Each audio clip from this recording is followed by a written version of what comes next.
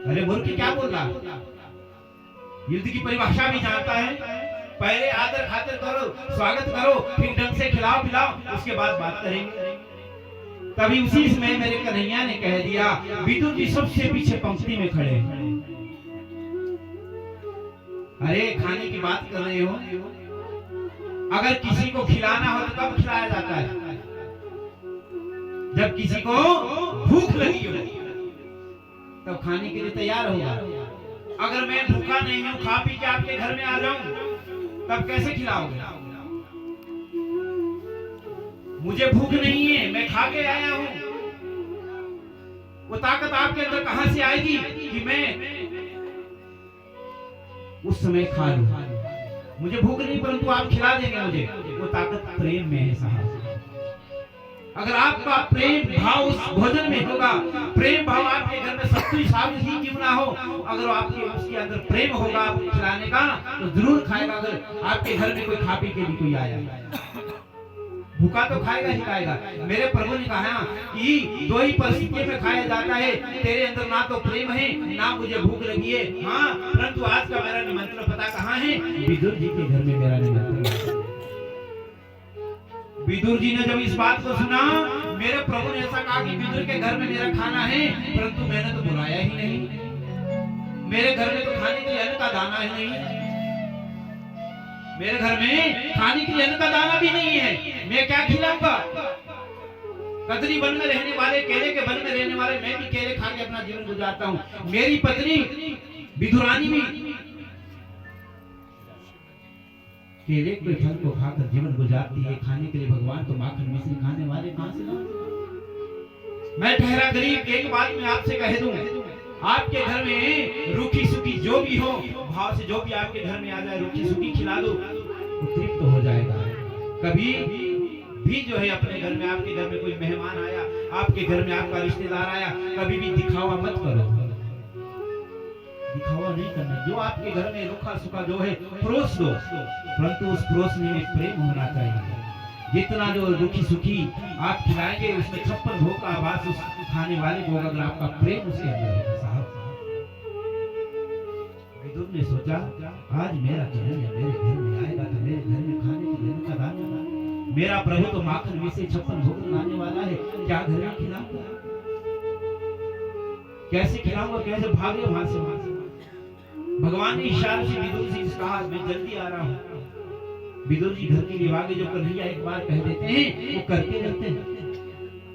भागे घर में आए, विदुरानी से कहा, मैं कुछ व्यवस्था करके आता हूँ, कन्हैया हमारा लाला हमारे इस कुटिया में आने वाला है। उसने अभी अभी में कहा कि मैं खाने के लिए तो विदुर काका के ही घर में जाऊंगा और कहीं नहीं खाऊंगा। भागे विदुर चले गए दुकान में, मार्केट में चले गए, व्यवस्था कर रहे माखन मिश्री की, परंतु कोई उधार नहीं दे रहा है। व्यवस्था कहां से करे? गरीब आदमी जो होता है उसको सब फटकारते हैं साहब।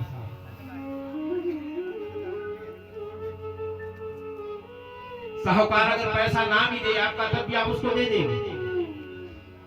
एक गरीब आदमी जो होता है उसको सब मना करते हैं, नहीं ये दे तो पाएगा नहीं। साहूकार अगर देगा भी नहीं, तब भी आप मुफ्त में दे देंगे। विदुर जी को सब मना कर रहे, नहीं हमारे पास नहीं। कन्हैया भागे, कन्हैया को भूख लगी है। अब देखिए भगवान कृष्ण ने क्या किया, जब किसी भक्त के घर में जाते हैं, किसी साधु संत के पास जाते हैं, कभी किसी मंदिर में जाते हैं, तो अपने जूतों को लेकर कभी नहीं जाते साहब। मेरे परमात्मा ने अपनी खड़ाओं को उठाया और अपने काख में दबोच लिया। नंगे पांव विदुर के घर को गए। मंदिर से बड़ा अवकाश है। भगवान गए, भागते भागते आए। दोपहर का दिन, गर्मियों के दिन थे, भगवान के पांव जल रहे हैं। विदुर जी गए हैं दुकान के लिए शहर में कि मैं कुछ लाऊं और कन्हैया को माखन मिश्री का जो भोग लगाऊं। और घर में विदुरानी है, वो तैयारी क्या करेगी? वहां तो केले की गढ़ रखी है। और यहाँ पर देखिए कन्हैया भागते भागते कुटिया के बाहर खड़े हो गए। और जैसे ही कुटिया के बाहर खड़े हुए, शांकर खटखटा रहे, कुटिया का दरवाजा खटखटा रहे। ये काकी दरवाजा खोल, काकी दरवाजा खोल। काकी को आवाज नहीं जा रही। काकी उस समय स्नान की कुटिया में कर रही है और जीवा पर एक ही नाम है, हरे कृष्ण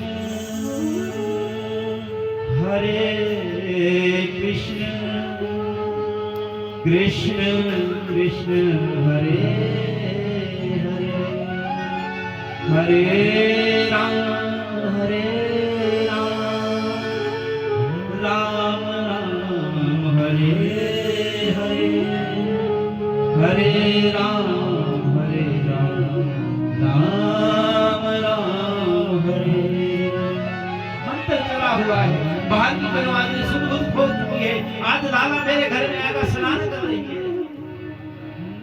भगवान एक तो पहले भाग दिया हुआ है दोपहरी में, दरवाजे पर कड़ाके की धूप कपी है और भगवान दरवाजे पर खड़े हैं। बार बार दरवाजा काकी दरवाजा खोल, काकी दरवाजा। भगवान को क्या जरूरत है किसी का दरवाजा खटखटाने, परंतु प्रेम खींच के लाता है। क्या भगवान को जरूरत थी कहीं जाने की? परंतु प्रेम खींच के लाता है। काकी स्नान भगवान के लिए जब 1 घंटा 2.5 घड़ी व्यतीत हुई तो आवाज कान में आई और विदुरानी एकदम दरवाजे पर आई। पता नहीं कौन है, नंगन अवस्था में दरवाजे पर खड़ी हो गई। जैसे दरवाजा खोला देखा कन्हैया बाहर है। कन्हैया ने देखा विदुरानी तो नंगी अवस्था में बाहर आई, अपनी कामर को उठाया और उसके बदन पर लपेटा मारा। काकी क्या कर रही है? लाला को देखो, पहली बार मेरी कुटिया में लाला आया, कन्हैया आया है, कैसे स्वागत करूं? कन्हैया का हाथ पकड़ा, फिर दरवाजे पर खड़े हो। ये काकी क्या अंदर नहीं बुलाओगी? हाँ हाँ आना अंदर। हाथ पकड़ा, खींचा अंदर को। जैसी अंदर ले गई, एक चौकी पड़ी थी, उस चौकी को उठाया हाथ में और कुटिया में घुमाने लगे। उस कुटिया में घुमा रहे, 1 घंटे से दरवाजे पर और 1 घंटे से कुटिया में घुमा रहे। काकी बड़ी जोर की भूख लगी है, कुछ खाने को लगी। मेरी भूख मिटा दी, उसके बाद तो मुझे घुमाते हैं, बहुत भूख लगी। आओ यहाँ पर विदुरानी ने क्या किया? चौकी हाथ में उल्टी धर दी और कन्हैया से कहा, लाला इस पर बैठा। भगवान ये तो बात ऐसा नहीं कहा, काकी चौकी को उल्टी रखा है। घर में अगर दाल में ज्यादा नमक पड़ जाए, ज्यादा मिर्च पड़ जाए तो थाली तो सिर को फेंक देते हो। ज्यादा नमक पड़ जाए, ज्यादा मिर्च पड़ी खा जाओ, नमक नहीं भी तब भी खा जाओ। मेरे कन्हैया ने एक बार भी नहीं कहा काकी तेने उल्टी चौकी को फेंका है, इसके ऊपर तुम मुझे बैठा रही। नहीं, भगवान बैठ गए।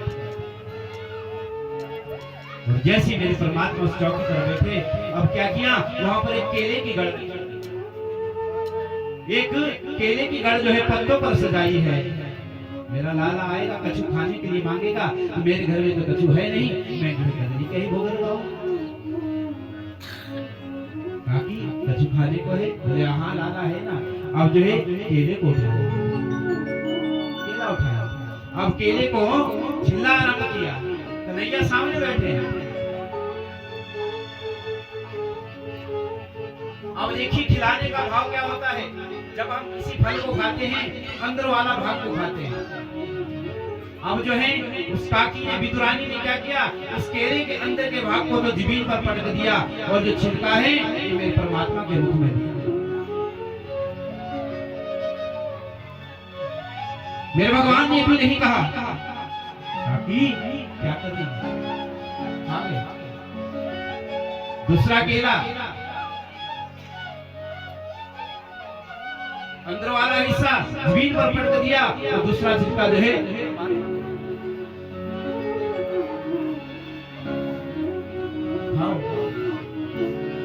मेरा परमात्मा बड़े चाव से, बड़े प्रेम से उसको खाया।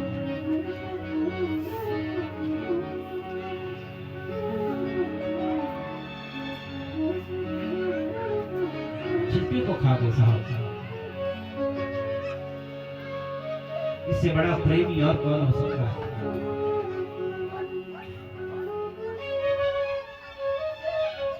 उसी समय दरवाजे पर विदुर जी आ गए। कहीं से वे माखन मिश्री थोड़ा लेके आए। विदुरानी सुन रही हो? अभी लाला आएगा, थोड़ा आते ही कछु खाने को मांगेगा। मैं थोड़ा माखन मिश्री लाया हूँ, इसको ले ले। मैं राह में जाता हूँ, रास्ते में जाता हूँ, उनको लेके आता हूँ। परंतु वो लाला जो अंदर बैठे हैं, मेरे की चीखों का हो रहा है। यहाँ पर कोई आवाज अंदर नहीं गई। उन चीखों में प्रेम, और मेरा परमात्मा कह रहा है, हमें संदेश दे रहा है। बोले क्या संदेश मिला? कि भाव का भूखा हूं, कि भाव है एक सार, भाव से जो भजे मुझे कर दो भव से पार। मन को शुद्ध करो, मन को शुद्ध करो। भगवान कह रहे हैं कि मुझे कुछ नहीं चाहिए तुम्हारा, ना धन चाहिए, ना पैसा चाहिए, ना घर चाहिए, ना बात चाहिए, सिर्फ प्रेम से मेरे पास आ रहे। कि भाव का भूखा हूं, कि भाव है एक सार, जो भाव से भजे मुझे कर दो भव से पार। ना दौलत बड़ी चीज है, ना शोहरत बड़ी चीज है, ना दौलत बड़ी चीज है, ना शोहरत बड़ी चीज है। अगर जहां में कुछ बड़ा है तो प्रेम बड़ी चीज है।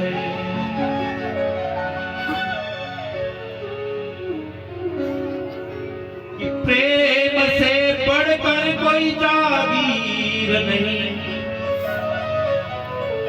इससे अच्छी कोई तस्वीर नहीं। प्रेम है तो नाजुक सा धागा, इससे पक्की जंजीर कोई नहीं। प्रेम करिए। कहा भी है love is God and God is love. प्रेम की परिभाषा क्या है? हम चमड़े से प्रेम करते हैं, हम शरीर के लिए प्रेम करते हैं। प्रेम का असली मतलब एक दूसरे का सम्मान करना। प्रेम का मतलब एक दूसरे का आदर करना। प्रेम का मतलब एक दूसरे का दुख सुख को देखना, इसको प्रेम कहा जाता है। हम प्रेम का उल्टा अर्थ ले लेते संसार वाले।